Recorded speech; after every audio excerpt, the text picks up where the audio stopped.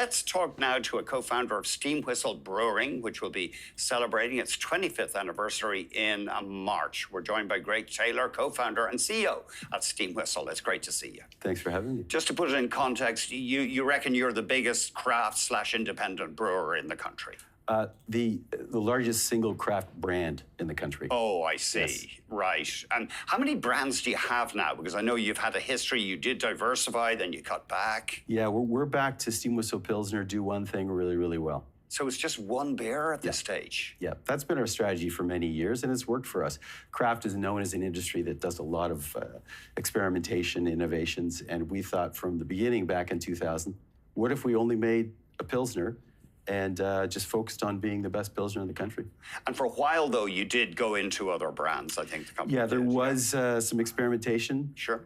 That didn't prove successful, so we've gone back to our original goal of being Canada's premium beer. You're not in the States. You say it's just an expensive market. It's tricky with distribution. It is. I had some experience with selling craft beer into the U.S. back in the 90s, and it's very difficult to succeed at with that. Upper Canada. With the Upper Canada Brewing Company, yeah. We went in there for a couple of years, and we just couldn't find our feet. This happened to a lot of craft breweries, Canadian craft breweries, trying to sell in the U.S. Not easy to do, and most of them have, so tariffs aren't going to affect us in terms of selling into the U.S. And they have lots of craft brands down there, local craft brands. You said it. It's very competitive down there, and local is what craft is all about. Yeah. So Americans love their local craft breweries, and they're not as interested in seeing and buying beers from outside their areas. It is cool over the past few decades. I mean, as you know, Germany always had its own, each town had its own beer. That's it. We've kind of gone back to that. We've gone to that in North America, yeah. In local, even in a city like Toronto, you've got localized areas that have their own craft breweries. The neighborhoods celebrate these craft breweries, go there for dinner, really enjoy themselves. That's really the fundamental of beer.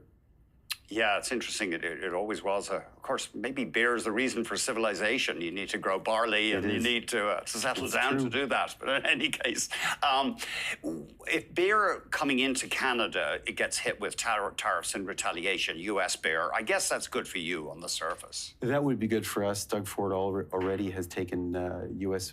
produced craft beers off the shelves of the LCBO. And certainly to be in a position where we could actually compete against the larger global players. I mean, in beer stores, liquor stores, grocery stores across the province today, most of the market share of beers are American-owned.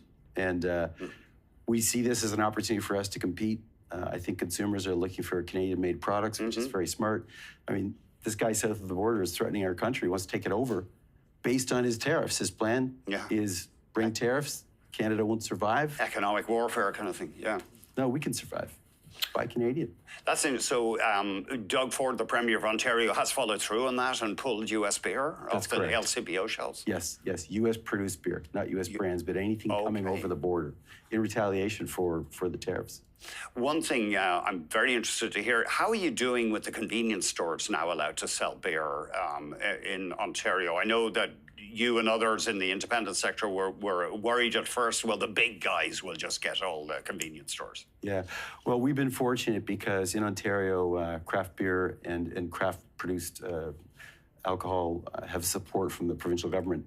20% of the shelving in those stores has to be represented by craft beers, in our case, in the brewery part of it. So it's been great for us, I got to say. I mean, it's happened really quickly, but in convenience stores and grocery stores, Costco, for example, we're selling a lot of beer. We're represented well on the shelves. Craft beers are well represented on those shelves. And so I think considering other jurisdictions, we're in a great position and sales have been very good. It must be a hassle, though, dealing with the corner convenience store, only in that it's a small customer. They're not used to dealing with beer. It must be quite a learning curve. Every single customer is important. We've had to expand our sales force to get out to each one of those stores because there's an extra 4,000 convenience stores. And we're also doing phone calling to get to access the smaller stores. But it's working. We're getting beer through there. We use the beer store to deliver to the convenience stores. They're doing a great job for us. And convenience stores are calling us and saying, hey, we need to carry craft. We want your beer, which is great. I guess the hipster areas, they want the craft beer. I'm sure it varies according to the part of the province. Yeah, in some areas, craft beer doesn't sell as well. Yeah. But we have representation, and a lot of these smaller stores, people are trying craft beer for the first time. So we're happy to see that. Maybe this is heresy. Have you considered a gluten-free beer? You know, a lot of people ask us about that, but we're just focused on doing one thing really, really well and with 4 ingredients. And for now, we would stick with our original recipe. Oh, so you adhere to that German rule? Do you just the 4 ingredients? Or? We do, yeah. I mean, it's about being all natural, and it's an important part of craft. Is that the German rule? I can't remember. Water, barley. Yeah, it's called the Reinheitsgebot, and they did that, only allowed 4 ingredients in the beer because they were putting things back in the 1800s that in the beer that wasn't good. So this was a law to make sure your beer was all natural. So. And what was that? Hops, barley, water, yeast. Yeast, of course. How could I forget the yeast? Now, craft beers nowadays experiment with a lot of different ingredients. It's an important part of innovation for sure, in craft beer. But with our Pilsner, we've stuck with just the 4. Just the 4. The purism. Yeah, Greg. Absolutely. Thanks very much. Greg Taylor, really appreciate it. Greg Taylor, co-founder and CEO at Steam Whistle.